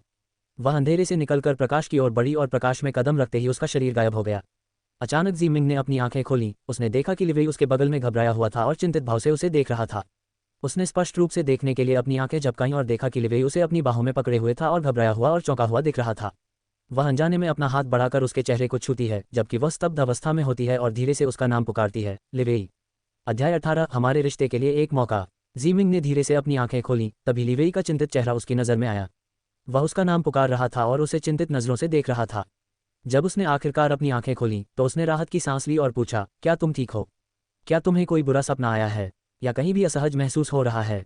उसने उससे कई सवाल पूछे। जब उसने उसका पीला चेहरा और सोते हुए उसकी छटपटाहट देखी तो वह सचमुच चिंतित हो गया। वह इस समय जिस हालत में थी वह बहुत ही नाजुक थी। उसके सूखे फटे होंठ, बिखरे बाल और पसीने से भीगी हुई। जब उसने उससे बहुत सारे सवाल पूछे तो जीमिंग ने उसकी ओर आंखें तरेड़ी और चकित होकर उसकी ओर देखा। जब उसने उसके चेहरे पर चिंता के भाव देखे तो वह भावुक हो गई और शुक्रगुजार हुई कि वह उसे अंधेरे से बाहर निकालने के लिए वहां था। अगर उसकी आवाज़ न होती तो शायद वह वापस न आती। उसे लगा जैसे आज वही उसका रक्षक है। अगर वो न होता तो शायद वो उस भयावह अंधेरे में फंस जाती। वह स्तब्ध थी और उसने अपना हाथ बढ़ाया और उसके चेहरे को हल्के से छुआ जो उसके कांपते ठंडे हाथों से था और उसे धीमी कर्कश आवाज में पुकारा, लिवेई। जब जीमिंग का ठंडा हाथ लिवेई की त्वचा के संपर्क में आया तो वह उसके ठंडे हाथों के कारण थोड़ा कांप गया। लिवेई उसके मुंह से अपना नाम सुनकर हैरान रह गया जो उसके कानों में संगीत की तरह गूंज रहा था। हालांकि इस समय उसकी आवाज़ निर्जलीकरण के कारण भारी थी लेकिन उसके कानों को उसकी आवाज़ मधुर लग रही थी। उसके मुंह से उसका नाम सुनकर मुझे अजीब सा सुखद एहसास हुआ। पहली बार उसने अपनी आंखों में कोमलता और प्यार भरे भाव के साथ उसे इस तरह पुकारा था। वह भी अभी एक सपने से जागी थी जो वास्तविक लग रहा था और वह सपने और वास्तविकता के बीच अंतर नहीं कर पा रही थी। वह भी इस बात को लेकर असमंजस में थी कि क्या ये सब स्थानांतरण वाली बात एक सपना है, लेकिन जब उसने उसका चेहरा देखा तो उसे समझ आ गया कि यह सब वास्तविक है। उसकी कमजोर स्थिति को देखकर लिवेई ने अचानक उसे अपनी बाहों में खींच लिया। पहले तो वह स्तब्ध रह गई लेकिन वास्तविकता को स्वीकार करते हुए उसने भी अपनी बाहें उसकी कमर पर लपेट लीं। मुझे लगता है कि अब समय आ गया है कि मैं इस अविश्वसनीय सच्चाई को स्वीकार कर लूँ। मैं अब जी राजवंश की महारानी और जी चेंग की पत्नी नहीं हूँ। मैं जी मिंग हूँ, जिन लिवेई की पत्नी। मुझे इस हकीकत को स्वीकार करने और इस नई पहचान के साथ आगे बढ़ने की पूरी कोशिश करनी थी। इस दुनिया में वापस जाना या आना मेरे बस में नहीं है, लेकिन मैं बस इतना कर सकती हूँ कि अच्छी जिंदगी जी सकूँ। उसके मन में कई विचार घूम रहे थे जब वह उसकी बाहों में थी। उसे अपने आलिंगन में पाकर लिवेई के होंठ मुस्कुराहट में मुड़ गए। उसने उसकी पीठ थपथपाई मानो उसे आश्वस्त कर रहा हो कि वह वहीं है। नीचे उसके साथ हुई बातचीत और उनके बीच हुए पहले चुंबन के बाद लिवेई को उसके प्रति बहुत अधिक लगाव और नज़दीकी महसूस हुई। उसे महसूस हुआ कि अब तक उसने उसे गलत समझा था और वह उसे और अधिक जानना चाहता है तथा इस निराशाजनक विवाह को एक और मौका देना चाहता है। कोमा से जागने के बाद जीमिंग ज्यादा परिपक्व और समझदार हो गया था। उससे बात करते हुए उसे ज्यादा सहज और करीब महसूस हो रहा था। वे कुछ देर तक इसी स्थिति में रहे, फिर मिंग ने खुद को खींचा और झिझकते हुए उसकी ओर देखा और कहा, लिवेई, मुझे मेरी यादें वापस मिल गई हैं। लिवेई उसकी बातें सुनकर दंग रह गया, लेकिन उसने कुछ नहीं कहा और चाहता था कि वह अपनी बात कहे। मुझे पता है कि मेरी यादें वापस आने के बाद हमने तलाक लेने का फैसला कर लिया है। वह अपनी बात पूरी भी नहीं कर पाती कि लिवेई ने उसे बीच में ही टोक दिया। तुम मुझसे तलाक लेना चाहती हो? उसके चेहरे पर ठंडक थी और साथ ही घबराहट भी थी क्योंकि वह उससे तलाक लेना चाहती थी जबकि वह उसके लिए कुछ महसूस करने लगा था। उसने अपनी कोमल और संकोच भरी निगाहों से उसकी ओर देखा और कहा, मैं नहीं चाहती। जैसे ही ये शब्द उसके मुंह से निकले उसका सिर झुक गया। झिझकते हुए उसने कहा, मैं तलाक नहीं चाहती, लेकिन मुझे पता है कि मेरी यादें वापस आने के बाद हमने तलाक पर हस्ताक्षर करने का फैसला किया है। और पहले भी मैंने तुम्हें शर्मिंदा किया है और बिना किसी वजह के नखरे दिखाए हैं। तुम्हें शायद मैं रूखा और मतलबी लगा हूँ, लेकिन लिवेई, मैं अब पहले वाली जीमिंग नहीं रही। लोग बदलते हैं और खासकर जिंदगी और मौत के हालात से गुजरने के बाद मैं भी बदल गई हूँ। और किसी तरह अब मैं तुम्हें भी उसी नज़र से नहीं देखती। तुमसे बात करने के बाद मुझे एहसास हुआ कि तुम्हारे बारे में मेरा नज़रिया गलत था। लिवेई, मैं नए सिरे से शुरुआत करना चाहता हूँ। मैं हमारे टूटे हुए रिश्ते को एक मौका देना चाहता हूँ। तलाक लेने से पहले मैं चाहती हूँ कि हम इस रिश्ते को सुधारने की पूरी कोशिश करें। क्या आप भी ऐसा ही सोचते हैं? अगर तुम नहीं करते तो मैं अभी तलाक के कागजात पर दस्तखत कर सकती हूँ और फिर कभी तुम्हें परेशान नहीं करूँगी। और अगर तुम मेरी हालत की वजह से मुझे तलाक नहीं देना चाहते तो चिंता मत करो। मैं इतनी कमज़ोर नहीं हूँ। मैं खुद ही सब संभाल लूँगी। ये फैसला लेते वक्त तुम्हें अपनी भावनाओं का ध्यान रखना चाहिए। मैं फिर से एक तरफा रिश्ते में नहीं पड़ना चाहती। वो मन ही मन उसकी आंखों में आंखें डालकर बोल रही थी। इस समय वह उसकी अस्वीकृति सुनने के लिए तैयार थी और सोच रही थी कि उसके बिना वह इस अनजानी दुनिया में कैसे रहेगी। लेकिन अब जब उसने अपनी बात कह दी है तो पीछे हटने का कोई रास्ता नहीं है। अगर उसने अभी उसे ठुकरा दिया तो वह बस अपनी बदकिस्मती को कोस सकती है। लिवेई ने कुछ नहीं कहा और उसे गौर से देखा। जीमिंग उलझन में पड़ गई जब उसने कुछ नहीं कहा। उसे चिंता हो रही थी कि वो बोल क्यों नहीं रहा। उसने मुंह खोला और बोली, लिवेई, क्यों? जैसे ही उसने बोलने के लिए अपने होंठ खोले, वह झुक गया और अपने नम होंठों से उसके सूखे फटे होंठों को बंद कर दिया और धीरे से उसके होंठों को काटने लगा। जीमिंग दंग रह गई जब उसने अचानक उसे चूमा। उसकी आंखें चौड़ी हो गईं और वह पास से उसकी लंबी पलकें देख सकती थी। ऐसा लग रहा था जैसे उसका पूरा शरीर जल रहा हो। लिवेई ने चुंबन रोक दिया और अपनी आंखें थोड़ी सी खोलीं, लेकिन उसने अपने होंठ नहीं खोले। उसके होंठ उसके होंठों को छू रहे थे और उसने धीमी, कर्कश आवाज में कहा, अपनी आंखें बंद करो। तुम इस तरफ से डरावनी लग रही हो। जब उसने आंखें खोली और देखा कि वह अपनी बड़ी बड़ी आंखों से उसे घूर रही है, तो वह चौंक गया। किसी को इस तरह आंखें बंद करके चूमना अजीब लगता है। हालांकि उसकी प्रतिक्रिया उसे प्यारी लगी, पर वह चाहता था कि वह भी इस पल का उतना ही आनंद ले जितना वह ले रहा था। जीमिंग ने अपनी आंखें झपकाईं और आंखें बंद कर लीं। जैसे ही उसने उसे बताया, उसने अपनी बाहें उसकी गर्दन के चारों ओर लपेट लीं और उसे अपने करीब खींच लिया। उसने अपने दिल की सभी असहज भावनाओं को छोड़ देने का फैसला किया और इस वास्तविकता को स्वीकार करना चाहा। थोड़ी देर बाद लिवेई ने चुंबन तोड़ा और उसकी आंखों में देखते हुए कहा, अब तुम्हें मेरा जवाब मिल गया। उसने चेहरे पर एक रहस्यमय मुस्कान के साथ कहा। उसने उसकी ओर आंखें घुमाईं और भ्रम में अपनी आंखें झपकाईं। लिवेई उसके चेहरे पर उलझन भरी नजर देखकर हंसा और अपनी उंगली से उसके माथे पर हाथ फेरते हुए बोला, बेवकूफ, मैं जिन लिवेई हूँ। मैं किसी भी लड़की को ऐसे ही नहीं चूमूंगा। मेरा चुंबन कोई साधारण चुंबन नहीं है। इसमें वादा और मेरा जवाब है कि मैं हमारे रिश्ते को एक मौका देना चाहती हूँ। और एक बात, तुम्हें बीती बातों के बारे में सोचने की ज़रूरत नहीं है। मैं तुम्हें पहले पसंद नहीं करती थी, इसलिए मैंने ऐसा व्यवहार किया। लेकिन अब, जब से तुम कोमा से जागी हो, मुझे तुम्हारे लिए कुछ महसूस होने लगा है। मुझे नहीं पता कि यह प्यार है या नहीं, लेकिन यह एक ऐसा एहसास है जो मुझे कभी नहीं हुआ। और मैं हमें एक नई शुरुआत देना चाहता हूँ। और यह चुंबन हमारी नई शुरुआत की पुष्टि थी। उसने उसे गौर से देखते हुए कहा। जब जीमिंग ने उनकी बातें सुनी, तो उसके चेहरे पर मुस्कान आ गई और उसने सोचा, ये वास्तव में एक नई शुरुआत है। अध्याय 19 6 महीने की समयावधि। लिवेई जीमिंग को एक सौम्य भाव से देख रहा था। हालांकि वह पीली और बीमार लग रही थी, पर इस समय वह ज्यादा आकर्षक और मनमोहक लग रही थी।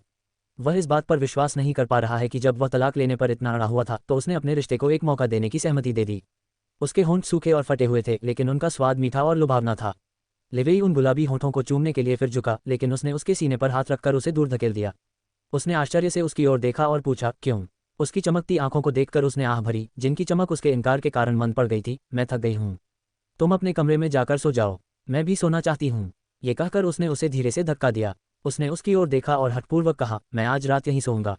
जीमिंग उसके साहसिक शब्द सुनकर चौंक गई और बोली, हमने बस अपने रिश्ते को एक मौका देने का फैसला किया है। और जब तक हम एक दूसरे को स्पष्ट रूप से नहीं समझ लेते और एक दूसरे के साथ अपना जीवन बिताना नहीं चाहते, तब तक हम एक दूसरे के साथ नहीं सोएंगे। उसने शर्माते हुए जवाब दिया। उसके बेबाक शब्दों से वह शर्मिंदा थी। हालांकि वह इस आधुनिक दुनिया में आ गई थी, लेकिन दिल से वह अब भी वही पुरानी झाओमिंग थी। वह रातों रात अपनी सोच नहीं बदल सकती। लिवेई निराश हो गया और सोचने लगा, अगर वह पहले जैसी हो जाए तो अच्छा होगा। कम से कम उसे उसके साथ सोने के लिए ये सब तो नहीं करना पड़ेगा। वह उसकी ओर मुड़ा और उसकी आंखों में गौर से देखते हुए बोला, सबसे पहले तो मैं तुम्हारा पति हूँ।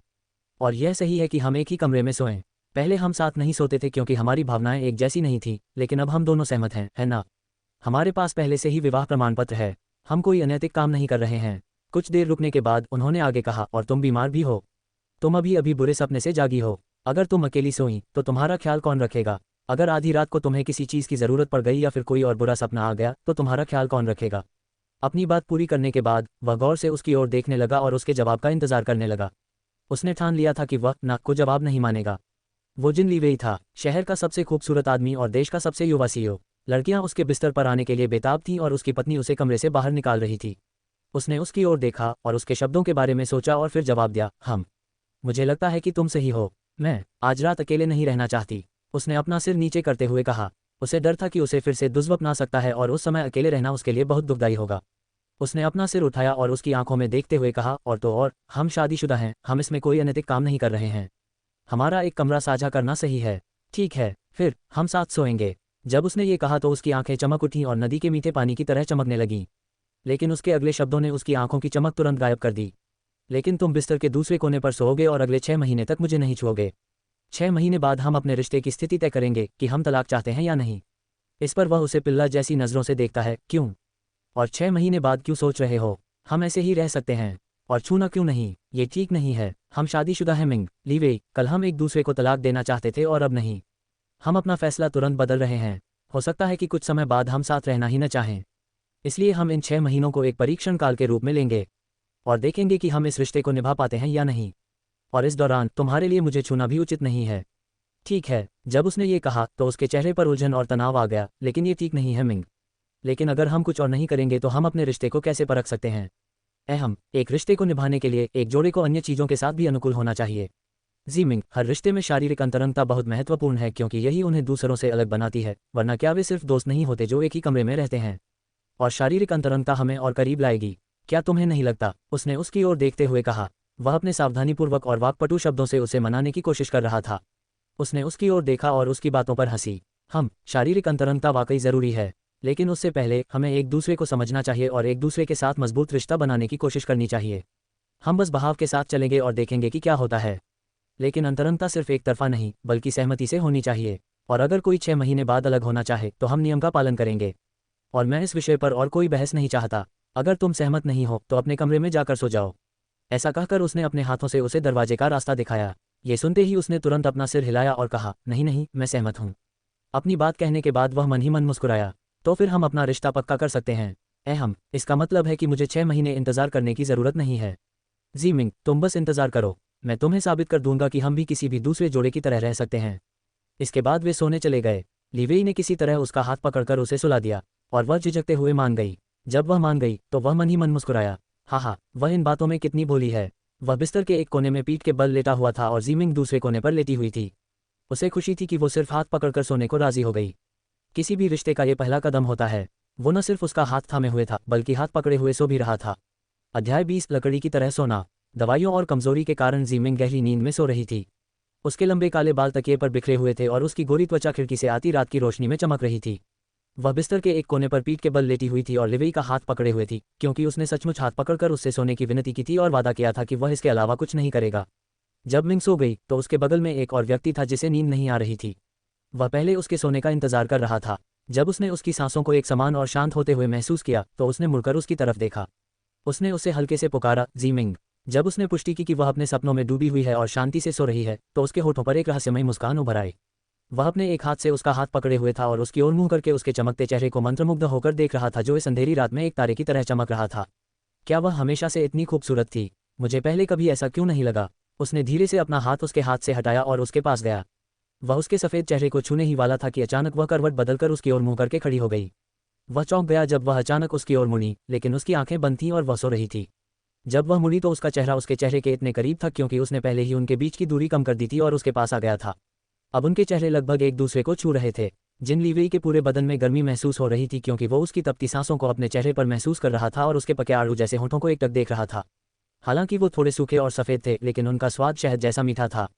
जब उसने उसे करीब से देखा तो उसके गले में एक घुटन सी रह गई और उसके चेरी जैसे होंठ उसे बुला रहे थे। उसने साहस जुटाया और धीरे धीरे उनके होठों के बीच की दूरी को कम करने के लिए हाथ बढ़ाया और अपने नम होठों से उन सूखे होठों को सील कर दिया। जब उसने उन सूखे लेकिन मीठे होठों को चूमा तो उसके पूरे बदन में गर्मी का एहसास हुआ। उसने ध्यान रखा कि वह जाग न जाए, इसलिए उसने चुंबन को गहरा नहीं किया बल्कि धीरे से उसके होठों को चूमा, जिससे वह नींद में ही हल्के से कराह उठी। जब उसने शोर मचाया तो वह चौंक गया और अपनी हरकतें बंद कर दी, लेकिन उसने अपने होंठ नहीं हटाए बल्कि मासूमियत से पलकें झपकाईं। उसने आंखें खोली तो देखा कि वह अभी भी सो रही थी। उसने अपनी आंखें नहीं खोली और सोते समय उसने वह आवाज़ निकाली, लिवे अंडस्को। वह अचानक अपनी सज्जनता की छवि पर काबू नहीं रख पाया और उसे अभी कुछ खाने की इच्छा हुई। लेकिन ये सही समय नहीं था क्योंकि वह बीमार थी और वे इतनी जल्दी अगले चरण पर नहीं जा सकते थे। हालांकि वह ऐसा करना चाहता था, लेकिन वह जानता था कि जीमिंग उसे ऐसा करने की अनुमति नहीं देगा। अंततः उसने उसके होठों को आखिरी बार चाटने के बाद उनसे अलग होकर उसकी नाक के सिरे को चूमा। उसने आह भरी क्योंकि वह और आगे जाना चाहता था, लेकिन क्या होगा यदि वह उसे कभी छूने न दे। फिर उसने उसके सोते हुए चेहरे को देखा और फिर धूर्तता से मुस्कुराया। वह उस कंबल में घुस गया जिसका उपयोग जीमिंग कर रही थी और उसने अपना पैर उसकी ओर बढ़ाया और जब उसके पैर की उंगलियों ने उसके टखने को छुआ जो पंख की तरह मुलायम था तो उसके होठों पर एक हल्की सी मुस्कान आ गई। उसने अपना हाथ बढ़ाया और उसकी कमर पकड़ ली, उसके उभारों को टटोलने लगा। उसके हाथ उसकी पीठ और कमर पर फिर रहे थे। उसने एक पायजामा पहना हुआ था जिसे यूमेई ने डॉक्टर के आने से पहले और उसके बेहोश होने पर बदल दिया था। वह अपने हाथ उसके पूरे शरीर पर फिरा रहा था और पजामे के ऊपर से उसके उभारों को महसूस कर रहा था। जब उसने फिर से उसके चेहरे की ओर देखा और पाया कि वह शांति से सो रही है तो वह मुस्कुराया और अपना ठंडा हाथ उसके पायजामा के नीचे डाल दिया और जब उसने उसकी त्वचा को छुआ जो गर्म थी तो वह अचानक ठंड से हल्के से सिहर गई और थोड़ा सिकुड़ गई। ठंड के कारण जब वह अचानक कराहने लगी तो लिवेई का हाथ हवा में जम गया और सिकुड़ गया, जिसके परिणामस्वरूप वह उसकी गर्दन में गहराई तक लिपट गई। लिवेई चौंक गया और उसे सांस लेने में कठिनाई हो रही थी क्योंकि वह अचानक उसके करीब आ गई थी और उसके लिए पहले से ही नियंत्रण करना कठिन था और उसके इस तरह के व्यवहार के साथ वह कैसे शांतिपूर्ण नींद ले सकता था। लेकिन वह फिर भी नहीं जागी। उसकी पलकें इतनी भारी थीं कि खुल नहीं पा रही थीं और वह जाग गई। लिवेई उसके सोते हुए प्यारे हाव भाव देखकर मुस्कुराया। जब उसके हाथ उसकी चिकनी रेशमी त्वचा को छूते तो उसके अंदर एक बिजली सी दौड़ जाती और वह एक जलती हुई वासना से भर जाता। वह अपने पैरों की उंगलियों से उसके पैरों को और हाथों से उसकी नंगी पीठ को सहलाता रहा। फिर उसने अपना हाथ उसके चेहरे पर ले जाकर उसकी नाक और गालों को अपनी उंगलियों से हल्के से छुआ और जब उसकी उंगलियां उसके सूखे होठों तक पहुंची तो ये रुक गया। वह अपने हाथों से उसकी पीठ को सहला रहा था और आगे बढ़ना चाहता था, लेकिन वह अपनी सीमा जानता था, इसलिए उसने आह भरी और अपनी सीमा भूलने से पहले ही अपना हाथ बाहर खींच लिया। वहां उसके लिए स्थिति असहज हो रही थी और उसका शरीर आग की तरह जल रहा था। उसने उसकी तरफ देखा और हल्के से हंसा। वह इतनी गहरी नींद कैसे सो सकती है? उसने तो आंखें खोलने की भी कोशिश नहीं की। उसके साथ इतना कुछ हुआ, फिर भी वह सो रही है। लेकिन अचानक उसे एक एहसास हुआ जिससे उसके चेहरे के भाव फीके पड़ गए। मैं ये सुनिश्चित करूंगी कि वह दूसरों के सामने, खासकर मर्दों के सामने न सोए। उसे पता भी न चले कि कोई सोते समय उसका फायदा उठा रहा है। फिर उसने उसकी कमर को कसकर पकड़ लिया और उसे अपनी ओर खींच लिया और सोने की कोशिश करने लगा। अल्पविराम सुबह। वह अपने सामान्य समय पर सुबह सुबह उठ गई। उसने आंखें नहीं खोली, लेकिन जब उसने अपना शरीर हिलाने की कोशिश की तो उसे अकड़न और कुछ भारीपन महसूस हुआ। और उसका तकिया भी अलग था। वह सख्त तो था लेकिन आरामदायक था। फिर उसने धीरे से आंखें खोलीं और उसकी नंगी मांसल छाती उसकी नज़र में आ गई। सामने का नज़ारा देखकर वह चौंक गई। उसने एक शर्ट पहन रखी थी जिसके कुछ बटन खुले हुए थे, जिससे उसे उसकी नंगी मांसल छाती का नज़ारा दिख रहा था। उसे इतने पास देखकर जीमिंग घबरा गई। उसे एहसास हुआ कि वे सोते हुए गले मिले हुए थे। उसका चेहरा लाल हो गया। कल रात तो हम बस हाथ पकड़े हुए थे। ये सब कैसे हो गया? उसने अपना सिर ऊपर उठाया तो सुबह की धूप में उसका सुंदर नक्काशीदार चेहरा उसकी दृष्टि में आया। उसका चेहरा और भी अधिक चमक रहा था और अधिक आकर्षक और सुंदर लग रहा था। जब वह उसकी खूबसूरती निहारने में व्यस्त थी तभी उसे एक एहसास हुआ। उसने नीचे देखा और बिस्तर से उछलते कूदते बची। वे दोनों बहुत पास थे, बहुत पास। वह अपने सिर पर उसकी गर्म सांसें महसूस कर सकती थी। वह उसे कसकर गले लगा रहा था। उसका एक हाथ तकिए की तरह था और दूसरा उसकी कमर पर था। वह उनकी सोने की मुद्रा देखकर शर्मिंदा हो गई और अपने दिल को शांत करने की कोशिश की जो पागलों की तरह धड़क रहा था। फिर वह धीरे से बिस्तर से उठती है। उसकी हरकत से वह कराहने लगता है। वह उसके बचकाने व्यवहार पर हंसती है। उसने तकिया खींचकर उसकी बाहों में रख दिया। वह फिर सो गया। उसे इतनी शांति से सोते देखकर वह प्रसन्न और खुश हुई। लगता है मेरे खुशी के दिन आखिरकार आ ही गए। वह मुस्कुराए और नहाने के लिए बाथरूम में चली गई और नहाने के बाद वह आड़ू रंग की ड्रेस पहने और सिर पर तौलिया लपेटे बाहर आई। उसने अपने बालों से तौलिया हटाया और उन्हें ब्लोअर से सुखाने लगी, जिसकी आवाज़ सुनकर लिवेई जाग गई। जब उसने नींद में अपनी आंखें खोलीं और करवट बदली, लेकिन जब उसने उसे अपने पास नहीं पाया तो वह चौंक गया। जब उसे जीमिंग नहीं मिली तो वह उठकर बैठ गया, क्योंकि उसे बिस्तर पर न पाकर वह हैरान था। उसने ड्राई की आवाज़ सुनी और वैनिटी टेबल की ओर देखने के लिए मुड़ा और जीमिंग को देखा जो अपने बालों को सुखा रही थी। उसके रेशमी काले बाल हवा में लहरा रहे थे और बहुत सुंदर लग रहे थे और वह अपनी आंखें उससे हटा नहीं पा रहा था। उसका चेहरा सुबह की ओस की तरह ताज़ा लग रहा था, क्योंकि उसने अभी अभी नहाया था और उसका चेहरा हल्का लाल और ताज़ा भी था। उसकी ड्रेस उस पर बहुत सुंदर लग रही थी। उसने पोशाक पहचान ली और यह वही पोशाक थी जो उसने पिछले दिनों खरीदी थी। उसे अपनी दी हुई पोशाक पहने देखकर उसे बहुत खुशी हुई। जब जीमिंग ने उसे शीशे में से अपनी ओर देखते हुए देखा तो वह हंसी और बोली, घूरना बंद करो, मैं नाश्ता बनाने नीचे जा रही हूँ। पहले जाकर नहा लो, फिर हम साथ में नाश्ता करेंगे। ठीक है। ये सुनकर उसकी आंखें चमक उठीं। वह जल्दी से उसके पास गया और उसे पीछे से गले लगा लिया, अपना सिर उसकी गर्दन पर रख दिया और कहा, ठीक है महाराज। जब उसने महान शब्द सुना तो उसके चेहरे पर मुस्कान आ गई, क्योंकि इस शब्द के साथ उसकी कई व्यतीत यादें जुड़ी हुई थीं। लिवेई ने उसका भावशून्य चेहरा देखा और पूछा, क्या हुआ? कुछ नहीं, जाओ और नहा लो, उसने अपनी भावनाओं को शांत करते हुए कहा। लिवेई ने सिर हिलाया और बाथरूम में प्रवेश कर गई, जबकि जीमिंग ने अपना सिर हिलाया और नीचे चली गई। आगे की कहानी सुनाने के लिए वी एम स्टोरी वर्ल्ड को सब्सक्राइब करो।